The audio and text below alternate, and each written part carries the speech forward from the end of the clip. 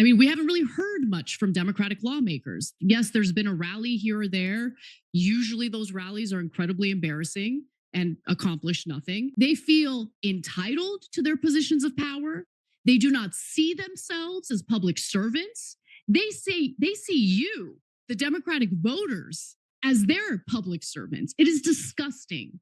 I may have taken a little break from YouTube, but Ana Kasparian has not taken a single break from ripping apart the Democratic Party or the Democrat Party. And today she just tears apart Hakeem Jeffries, and it makes all the sense in the world. Just wait until you see how nuclear Ana Kasparian goes on her apparent own party, the Democratic Party. But we all know that she's pretty much a MAGA thought now. Am I right or am I right? Let's get straight into the drama.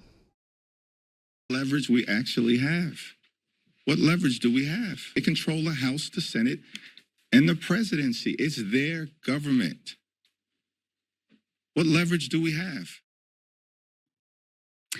Last Friday, House Minority Leader Hakeem Jeffries, the gentleman you just heard from, seemed kind of frustrated at the notion that Democratic voters are, wanting their Democratic lawmakers to do something, to do anything, to essentially fight back against what's currently transpiring with Republicans, their efforts to advance Trump's agenda, and honestly, what's happening at the executive branch. I mean, we haven't really heard much from Democratic lawmakers. Yes, there's been a rally here or there. Usually those rallies are incredibly embarrassing and accomplish nothing. It's very clear there's no strategy in place whatsoever. And now, thanks to a new... Who goes to a Democratic rally? Gosh, you would have more of a fun time or a more lit time playing chess at the old folks' home where no one has any memory, literally. New scoop from Axios. Jeffries is apparently furious with grassroots Democrats who want their elected leaders to take action. It's just so pathetic. So we'll get to that newer report momentarily, but first, a bit of context. So a week ago, Axios broke a different report stating that congressional Democrats were getting an unprecedented volume of calls to their offices. So some staffers said that they hadn't seen this many calls since seminal events like the October 7th attack, the Brett Kavanaugh hearings, or even the Trump impeachment proceedings. Now, get a load of this. Representative Mark Pocan stated, "We had the most calls we've ever had in one day last Monday in 12 years. And Representative Jim McGovern told Axios, "I can't recall ever receiving this many calls. People are disgusted with what's going on, and they want us to fight back." It's kind of amazing that they need a high volume of calls from their own constituents to understand that, their constituents would want them to do anything. But okay.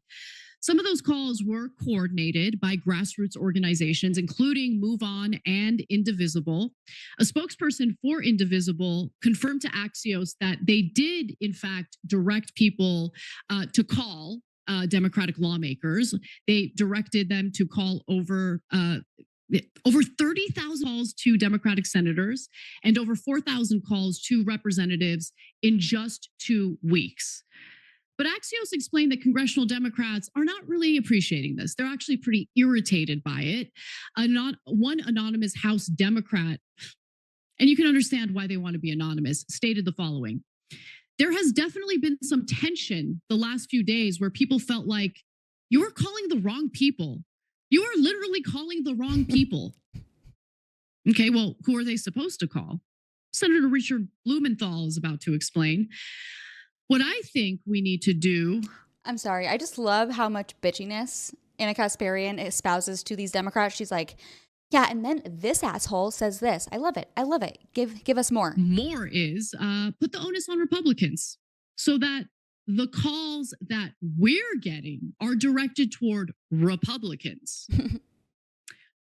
Why would Republican lawmakers care about what Democratic voters think? Democratic voters aren't going to vote for them. They're voting for Democratic lawmakers who are totally abandoning them and doing nothing. Look, everyone understands that Republicans are in charge right now. Everyone understands that Donald Trump is the president and Republicans have a majority in Congress, in both the House and the Senate. We get it. But There is a clear distinction between Democrats and Republicans when the shoe is on the other foot and Republicans don't have the majority in the House or Senate, and when a Democrat is in the executive branch. They find other creative ways to fight back. But you don't see that from Democrats. It's funny because, and I've said this in past videos before too, but I really feel like Republicans always think that Democrats know how to use power and wield power when they have control of the branches of government, but we kind of don't do anything. Like the first 2 years of Trump's first term, we had the majority in Congress and then also the Senate. And obviously Trump was the president and we did nothing with it. Nada. So it's funny how both sides kind of view the other side of properly wielding the power when they have it. So let me know if you guys have thought about that before or were thinking that too when she was saying this. And while you're at it, like today's video, comment down below your thoughts because I love reading what you guys have to say about these things. I read all the comments, I respond to a lot, and also subscribe while you're at it. Help a girl out, help a fellow orange out, okay? That's the thing that really stands out here. And look, if they're not going to have a strategy, the least they can do is shut the F up about how irritated they are that their constituents want them to do something, but they can't help themselves. This is the thing about the Democratic Party. They loathe their base. It was clear to me all the way back in 2016 with the way Hillary Clinton and all her cronies talked about Democratic voters, and it's even clearer to me now. They feel entitled to their positions of power. They do not see themselves as public servants. They see you, the Democratic voters, as their public servants. It is disgusting. And time again, in every election cycle, dating back to 2016, all we get from Democrats is, do you really have a choice? Damn, she is going off. She is going off on the Democrats. Am I right or am I right? You don't vote for us. Look at the other guy. Dangerous. Okay, at some point, voters are going to get sick of that, and they're either not going to show up to vote, or they might actually cast a ballot for the other guy. Yeah, and I think that's why Republicans gained the majority in the House of Representatives, in the Senate, and Trump won because people were sick of the Democrats. Their crap isn't working and people are getting red pilled, just like Ana Kasparian and Chunky Yogurt. By the way, comment Chunky Yogurt, his expiration date for the algorithm. We like to have fun here. There's more. So let's talk about the latest reporting from Axios. Recently, Axios reported on a closed-door meeting that House Democrats had this week where they were essentially engaging in this like gripe fest directed at liberal grassroots organizations. Hakeem Jeffries, of course, was part of that complaint-a-thon. An anonymous senior House Democrat said Jeffries himself is very frustrated at the groups. That was a good word from Ana Kasparian. Complaint-a-thon. I like it. You get my endorsement, girl. Fine. Step down. You are not fit to be a leader of any party. I mean, much less the PTA. Like, resign. You know, if that was a Republican saying this about him, everyone or people on the left, the woke idiots, would be like, you're racist. You only want him to step down because he's black. That's called Democrat privilege. You're not called racist for simply calling out someone's failures in their position. Okay? Yeah. FDEI, F all this woke BS, obviously. What are you doing? You're frustrated that as the House minority leader, Democratic voters are expecting you to fight. And he's the minority leader? Oh my gosh.